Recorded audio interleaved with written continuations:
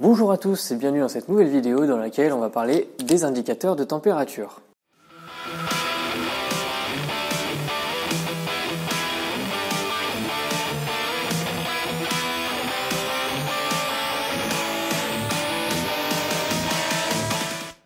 Si c'est votre première fois sur cette chaîne, bienvenue, je m'appelle Gaëtan et si vous êtes sur la chaîne Lempro Knives, aujourd'hui on va tester ces crayons de température et je vais vous faire mon avis là-dessus, un petit review et je vais essayer d'être le plus honnête possible. Je tiens à le préciser même si vous verrez que c'est pas nécessaire parce que vous allez très vite le comprendre, je ne suis pas payé par l'entreprise qui m'a fourni ces crayons, je ne suis pas payé par Tempistic ou Marcal qui sont les marques de ces crayons, c'est moi qui les ai achetés et d'ailleurs je vous en avais fait part sur ma page Facebook et vous avez été nombreux à me demander ce que j'en pensais, à me demander à vous faire un retour, donc c'est ce que je vais faire. Alors, replaçons-nous un petit peu dans le contexte. Moi, ces crayons, je vais les utiliser en coutellerie et probablement l'étape la plus importante en coutellerie, c'est la trempe. Et là, il faut vraiment bien gérer ces températures. Si vous avez un four de trempe, la question ne se pose pas, vous réglez votre truc sur la machine et ensuite, ça monte tout seul à la bonne température. À la forge à gaz, là aussi, ces crayons vont pas vraiment avoir d'utilité puisque vous avez la possibilité de mettre une sonde de température dans la forge et de là, vous allez pouvoir jouer avec votre arrivée de gaz et votre arrivée d'air, si je comprends bien comment ça marche, et là, vous allez pouvoir régler la température. Mais à la forge à charbon, là, ça devient compliqué. Vous ne pouvez pas utiliser deux sondes de température, tout simplement parce que votre foyer est forcément beaucoup plus chaud que la température à laquelle vous devez monter. Et donc, classiquement, à la forge à charbon, on utilise tout simplement son expérience et ses yeux pour déterminer le lien entre la couleur et la température. Et ça peut être assez long et assez compliqué, surtout si, comme moi, vous êtes obligé de forger en extérieur, en plein soleil. Donc, vous avez forcément du mal à voir vos températures. Moi, la technique que j'ai trouvée pour essayer de garder une espèce de luminosité qui soit toujours la même, c'est de mettre une plaque sur la forge. Ça me permet de créer un coin d'ombre à l'intérieur duquel je peux voir mes couleurs, mais c'est quand même pas idéal parce que c'est plutôt très encombrant. Et donc, avec ces crayons, j'avais espoir de pouvoir vraiment déterminer mes températures en essayant de passer cet aléatoire de couleurs. Alors, comment il fonctionne ? Eh bien, d'après le fabricant, c'est plutôt simple. Vous posez le crayon sur la surface en question. Si ça fond, c'est que c'est au moins à la température qui est indiquée sur le crayon. Si ça ne fond pas, c'est que c'est en dessous. Concrètement, c'est exactement la même chose que la méthode de l'aimant que beaucoup connaissent en coutellerie. Lorsque vous chauffez votre acier, celui-ci va changer de structure et arriver à un moment, il va atteindre une structure qui n'est pas magnétique. Vous allez taper dessus. Si ça n'attire pas l'aimant, c'est que vous avez atteint cette bonne structure et en refroidissant, vous allez obtenir de l'acier trempé si celui-ci a un taux de carbone suffisamment haut. Le problème, c'est que cette température de perte de magnétisme est en fait un petit peu trop bas. J'ai plus la température en tête, mais il me semble que c'est 746, quelque chose comme ça. Et si on prend un des aciers les plus massivement utilisés en coutellerie, comme le XTC75, cet acier se trempe entre 790 et 810 degrés. Donc il nous manque encore une bonne cinquantaine de degrés avant d'être dans la plage de température de trempe idéale. Si vous trempez à la perte du magnétisme, vous allez certes durcir votre acier, mais vous allez malheureusement pas obtenir la transformation totale, si j'ai bien compris. Donc vous n'obtiendrez certainement pas le meilleur des capacités de l'acier. C'est quand même dommage. Et donc avec ces crayons-là, en fait, le but c'est simplement de se rapprocher de la bonne température. Donc là aussi, il va falloir tester régulièrement sur votre lame pour pouvoir déterminer à quel moment vous obtenez la température que vous voulez. Mais si vous ne testez pas suffisamment souvent, à ce moment-là, le risque c'est de surchauffer l'acier. Donc c'est pour ça qu'il faudra tester vraiment souvent, du moins c'est ce que je comprends. J'ai donc pris un crayon à 788 degrés Celsius pour le XEC75 ou tout autre acier qui se trempe de la même manière. Donc le XEC75 et le 90 MCV8, il me semble qu'ils ont des plages de trempe entre 790 et 810 degrés. Vous allez me dire, il me manque 2 degrés. Certes, sauf qu'en pratique, lorsque le crayon va fondre, vous n'allez jamais être à pile 788 degrés. Vous allez forcément être un petit peu au-dessus, donc on sera bon. J'ai également pris un 843 degrés, celui-là je vais m'en servir pour le 80 CRV2 qui se trempe entre 840 et 880 degrés. Et enfin j'ai pris un crayon qui détecte la température 1038 degrés. Pourquoi ? Parce que certains inox se traitent à 1050 degrés. Non, on ne traite pas des inox correctement à la forge, c'est pas le débat. J'ai déjà fait une vidéo là-dessus et je vous invite à aller la voir si vous voulez qu'on s'étende sur le sujet. Donc là par contre il va vraiment nous manquer un petit peu pour arriver à tremper l'inox, mais ça nous donnera déjà un petit point de repère, on saura qu'on y est bientôt. Assez blablaté, moi je vais vous montrer comment j'ai utilisé ces crayons là. Donc on va prendre un morceau de XEC75, un morceau de 80 CRV2 et un morceau de 12 C27, les trois aciers qu'on va tester avec ces crayons.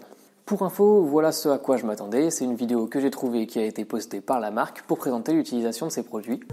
The temple stick will not melt on the surface if it is below the rated temperature. When the surface actually reaches the rated temperature or higher, The temple stick will melt at the point of contact, making a distinct visual mark. Try the Temple Stick Pro, featuring an advancing and retracting wheel that can be used even with bulky work gloves. Et voilà ce que j'ai eu après utilisation des crayons.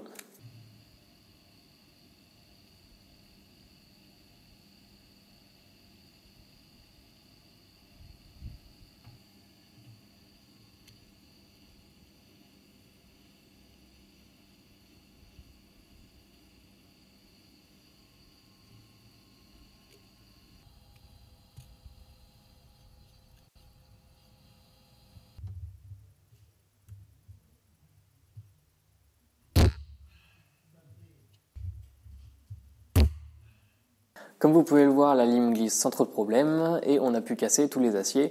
Voilà ce que ça a donné quand j'ai voulu casser du 80 CRV2. Vous allez vite comprendre pourquoi est-ce que c'est mon acier préféré. Je rappelle que je fais environ 60 kg et que l'acier là n'a pas eu de revenu, donc il est à son état le plus fragile potentiellement.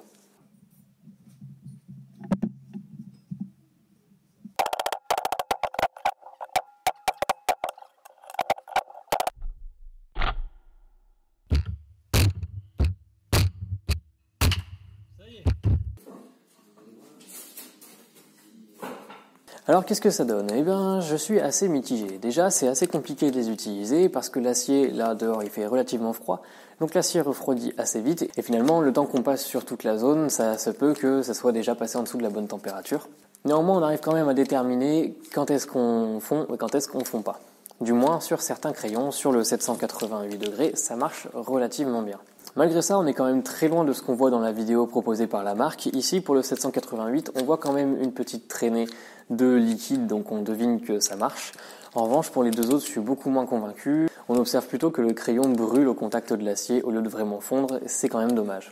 Alors, je conçois qu'il puisse être très compliqué de fabriquer des matières qui fondent à des températures de fusion aussi élevées. Malgré ça, est-ce que c'est vraiment pertinent de continuer à proposer des produits qui marchent moins que ceux de la même gamme ? Ça se discute. Moi, je suis quand même un petit peu déçu par ces crayons. Je m'attendais vraiment à ce qu'on voie une belle traînée et que ça puisse vraiment m'aider lors de mes recherches de température. Et malheureusement, on en est quand même loin de ce qui est montré dans la vidéo. Malgré ça, comme vous pouvez le voir, les aciers ont trempé. Donc au moins les températures sont plutôt fiables et devraient être correctes. Mais comme je l'ai dit, il fait assez froid et ça me prenait plutôt longtemps à passer sur toute la lame. Donc finalement, je pense que j'ai un petit peu surchauffé mon XC75. Comme vous pouvez le voir, le grain sur celui-ci n'est pas idéal, il est un petit peu grossi. En revanche, pour le 12C27 et le 80 CAV2, vous pouvez voir que le grain est relativement fin. Personnellement, je trouve que mon appareil photo rend les choses un petit peu trop visibles, il rend le grain un petit peu trop visible. Je suis honnête avec vous, à l'œil, je n'arrive pas à voir le grain sur le 80 CAV2 ni sur le 12C27. Comme je ne suis pas pleinement satisfait de ces crayons, je ne vais pas vous poster les liens dans la description pour pouvoir les acheter parce que je ne veux pas vous les recommander et vous induire en erreur si jamais vous êtes vous aussi un petit peu déçu par ces produits. Néanmoins, je vous précise que je les ai achetés sur Euro Industrie, donc les prix sont corrects. J'avais pris que des crayons Marcal, il y a deux marques qui sont disponibles en fait, c'est Temple Stick ou Marcal. J'avais pris les crayons Marcal parce qu'ils étaient tous un petit peu moins chers que les Temple Stick et la marque se vante d'avoir 30% de plus de craie que les autres marques. Au moment de la commande, vous avez un petit message qui vous indique que peut-être que vos produits seront en rupture de stock et donc ils pourront les remplacer. Pour moi, c'est ce qu'ils ont fait, ils ont mis deux Temple Stick au lieu des deux Marcal que j'avais commandés. Donc quelque part, déjà, je trouve pas ça tout à fait normal parce que ça veut dire que sur ces deux crayons, il me manquerait techniquement 30% de craie ou alors ça veut dire que l'argument de vente avancé par la marque Marcal est complètement bidon.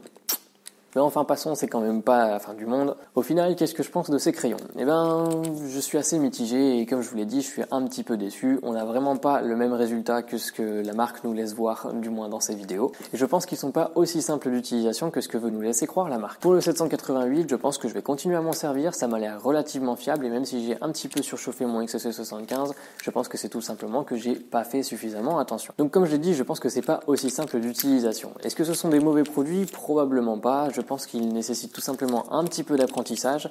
Même si c'est pas forcément pour utiliser sur tous les couteaux, je pense qu'ils peuvent être pratiques lorsqu'il s'agit de déterminer vos températures et justement d'entraîner votre œil à ces températures. Si je devais en racheter aujourd'hui après un premier test, je dirais non parce que je suis pas convaincu, mais peut-être que dans quelques semaines, j'aurai changé d'avis si effectivement il nécessite un petit peu d'expérience et un petit peu d'apprentissage. Voilà, donc vous m'aviez demandé un retour sur ces produits. C'est chose faite, j'espère que ça a pu vous aider et vous guider dans votre décision de oui ou non d'acheter ces produits. Moi, j'ai pas vraiment de lien avec la marque, j'ai été aussi honnête que possible avec vous et comme vous l'avez vu, je ne pourrai pas de toute façon être payé par la marque parce qu'elle ne me laisserait pas dire ce genre de choses. Donc j'espère avoir pu vous aider avec cette petite vidéo. Si ça vous a plu, n'hésitez pas à vous abonner et à laisser un like et un commentaire. Moi je vous dis à la prochaine dans une future vidéo et d'ici là portez-vous bien. Salut!